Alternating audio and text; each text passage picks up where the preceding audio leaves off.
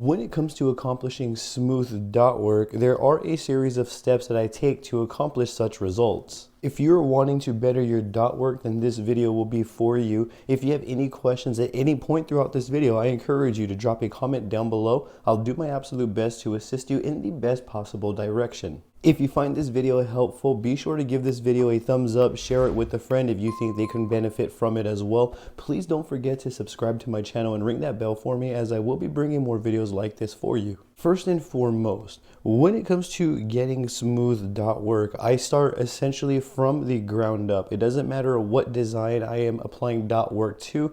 It does not matter. Every single dot work application, whether it's a smaller tattoo design or a larger design, is going to go through the same motions. Let me start with the gear and then we'll get into the technical side. So the gear that I'm going to be using to get my points across is going to be this torso Trueskin right here. So this is a Trueskin torso fake skin. I am using Intense Formula 23 for the dot work here. I'm also using my Stay Light tattoo machine with a CNC 003 round liner. I will be leaving my Amazon affiliate and other affiliate links for you in the description below to the gear featured in this video in case you want to check it out on your end. Step 1. What I like to do when it comes to accomplishing smooth dot work is I like to lay down my first layer of dot works in the most organized and cleanest manner that I can. I'm going to explain more on that. When I say organized and clean, that means the pattern that I start with is the same pattern that I'm going to finish with. So if I use one specific pattern early on in the dot work application of a tattoo, I'm going to use that same dot work pattern throughout the entire tattoo. So that's what I mean by organized. The pattern of dot works that we start with is going to be the same pattern that we're going to want to use throughout the entire session. It's important to know what pattern of dots we want to use before we apply our dot work. Now, in terms of patterns, that's a whole other conversation on its own. So I'll make a different video talking about multiple dot work patterns. But for this, I'm going to focus on the technical aspect of applying dot work smoothly. I'm going to be hanging out my needle right around here so that way I can see the very tip of my needle. I'm also going to be running at 4 volts, even as you can see right here, because I feel comfortable running at 4 volts. What I'm going to do is to start with my first step, which is going to be apply a layer of dot work in an organized manner. So what that means is, for example, I'm going to use a 5-point application here. And to do that, what I'm going to do is I'm basically going to establish my boundary in which I'm not going to put dot work past. Let's say right here, for example, I want my dot work to come off up here, stop right here, and I want it to be darker going up lighter. So what I'm going to do is I'm going to place down some dots right here, and I'm essentially not going to pass this boundary. So you can see I'm essentially carving out a negative space here of natural skin tone, and I'm going to use this to my advantage. So I have my first barrier or boundary right there. I'm going to wipe away, look at the dots. So that's fantastic. What I'm going to do is I'm going to continue, move 1 row down, and then I'm going to apply 2 more, making this a sort of 5-point system. So this is going to be the first layer, and then what I'm going to do is I'm going to do this all the way down. And I'm still going to follow this 5-point system because that's how I get a clean, organized read. So there we go. I'm going to dab up.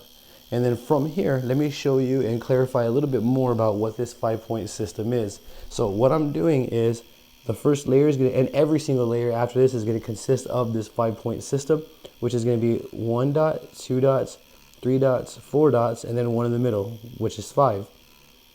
And you're going to see that I'm going to repeat that all the way across. If there's other areas, like right here, for example, that require a manual dot, I'm going to go ahead and do that as well. It's not a big deal. What I am focused on is keeping a consistent pace here of this 5 points. So being able to get these 5 points all the way across as organized and cleanly as I can is going to contribute to the final read. 5, and you see I'm manually inserting some as well, and again, that's completely okay. 3, 4, 5. 1, 2, 3, 4, 5. 1 right here. 4, 5.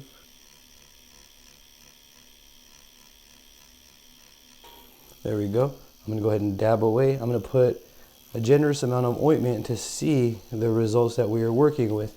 And you can see that I'm working the first layer, and this first layer will be complete when I've reached down here. So the same thing, 5 points all the way until we reach this heavier line weight right here. Like so. And nothing changes. I'm still sticking to the 5-point regimen all the way through because I want clean, smooth, consistent results from my dot work. If I don't have some sort of formula that I'm following consistently, there's no way that I could expect consistency from my dot work.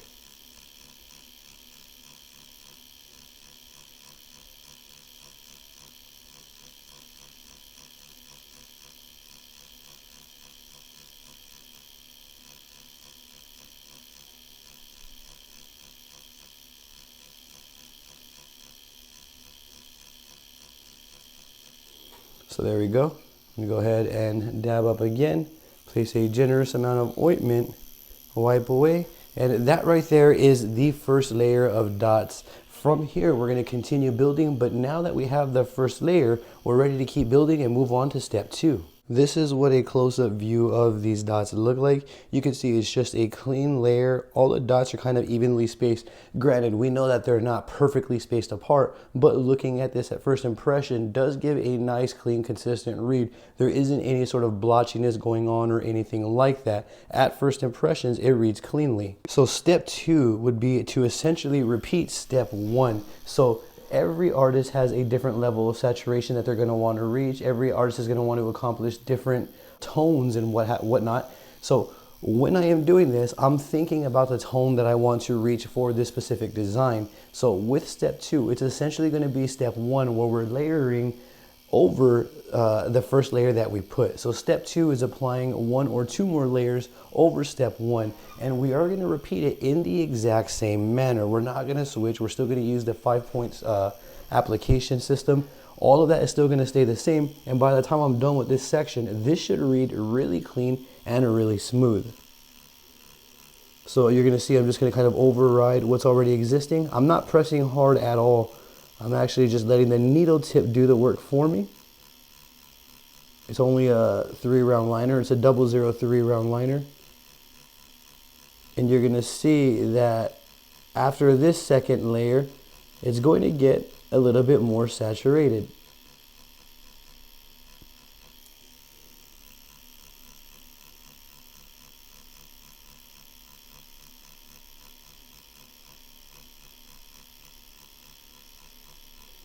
And you're going to see that I'm not following what was there.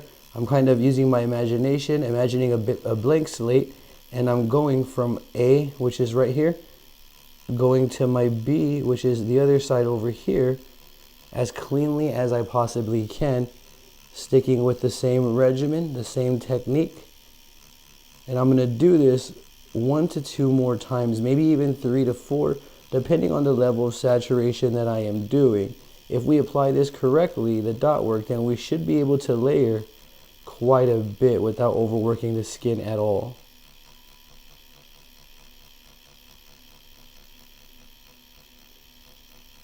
There we go. I'm going to go ahead and dab away, and I'm just going to do this last area right here.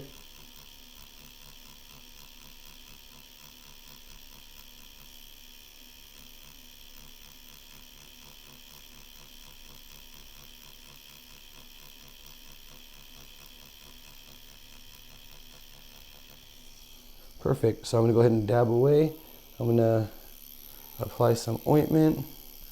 And that right there is what the second layer looks like. If I do a side-by-side comparison of the first layer in comparison to this one, we should be able to see the difference between the layers, between 1 layer versus 2 layers. So from here, now is a good time to start asking myself if this is a good level of saturation that I want, or do I want it to be darker? This question is going to determine my next move. Let's say I wanted it a tad bit darker. What I would do is I would repeat the process once more. So I'm going to go ahead and kind of go through it once again, and that's how I would get the level of saturations that I want. This time I'm going to start from down here, and I'm going to kind of skim through it a little bit more quickly here, and this is going to be my third layer of dots. As you see, I'm still following the 5-point system as cleanly and consistently as I can.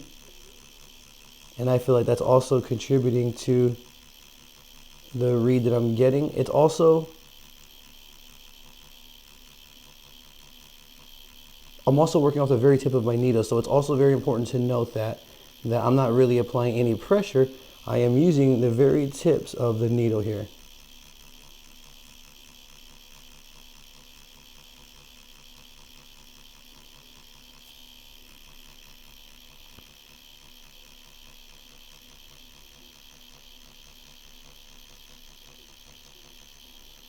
And one more layer right here. And this would be the third layer of dot work. And then now I can move on to my next step. I'm gonna go ahead and dab away, apply a generous amount of ointment so we see the true results. And that right there is the third step. I'm sorry, that is the second step, forgive me. And second layer. This is the second step, but third layer. That's what I am trying to say. Where we are at now is we've gone through step 1 and 2, where we've applied one layer of dot work using a 5-point system, which is step 1.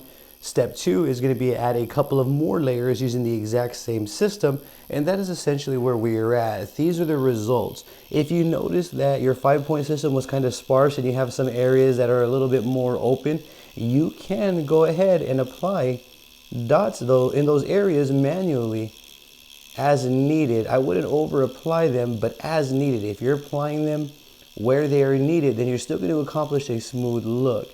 But if you're kind of applying them randomly, these dots are going to begin to layer one another, and when that happens, some dots are going to come out darker than others, and that's how we begin to get blotchy, inconsistent results.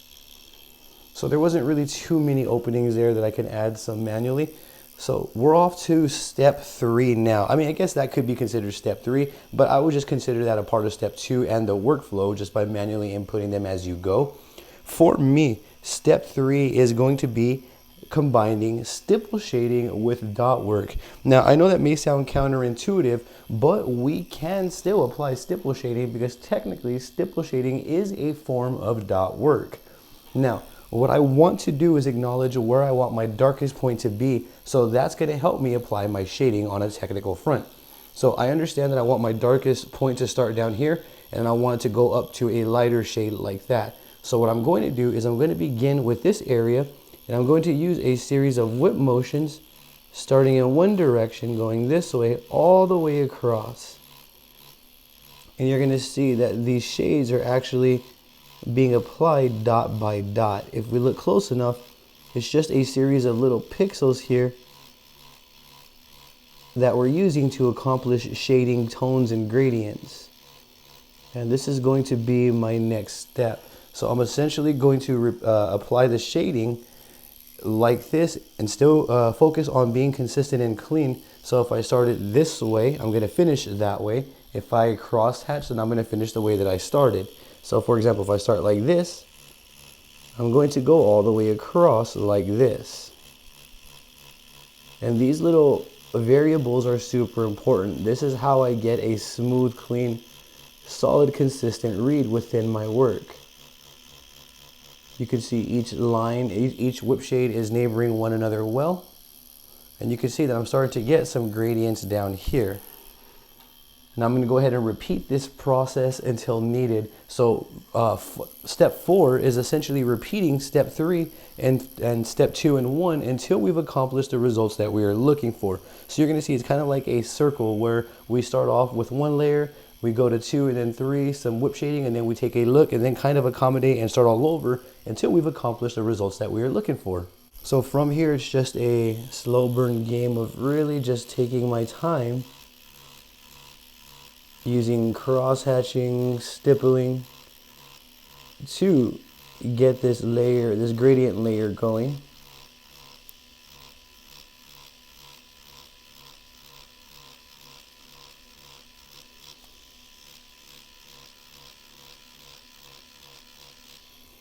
There we go. I'm gonna go ahead and dab away. I'm gonna get a little bit of ointment, wipe away. And then I'm going to go back for some more ink so that way I have adequate ink flow.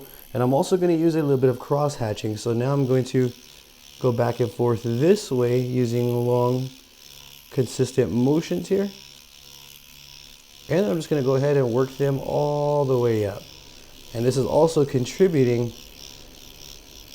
to the tone that I'm going to get at the end. I want a darker tone down here going into a lighter tone, and the only way to do that is to use these techniques. There's no way around it but through it.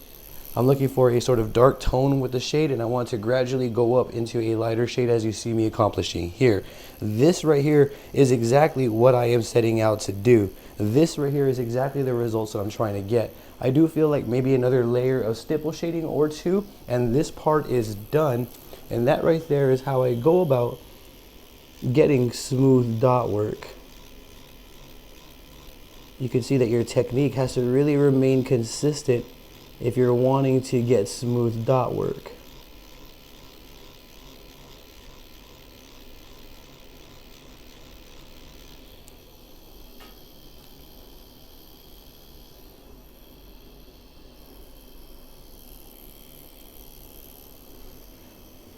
I'm just going to take one last look at everything here to make sure that everything is nice and clean and as solid as I can get it, or as smooth as I can get it.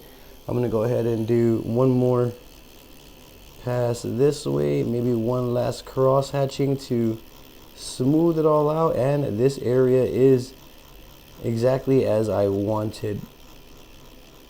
And you can see these whips, I'm bringing them a little bit out the same size as this entire part right here, and I'm using just simple brush like motions back and forth as you see me doing here.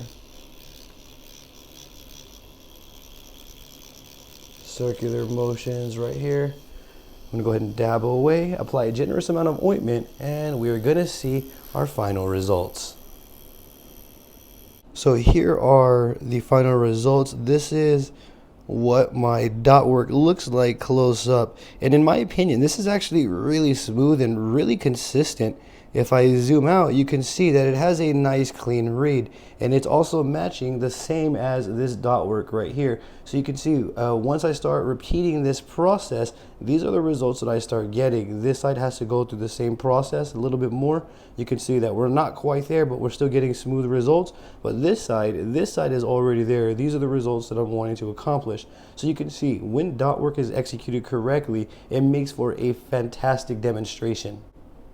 In my opinion, I just also love the way that dot work looks. It looks fantastic. Now, that'll be it for this one. This is how I go about accomplishing smooth dot work. If there is something that I didn't touch base on throughout this video, I encourage you to drop a comment down below. I'll do my best to assist you in the best possible direction. Don't forget to subscribe to my YouTube channel and ring that bell for me, as I will be bringing more videos like this for you. If you found this video helpful, please give this video a thumbs up, share it with someone that you feel might benefit from this video. That will be it for this one. I will go ahead and see you in the next video. I appreciate you, your time, and your support. Thank you for watching. You have a great day.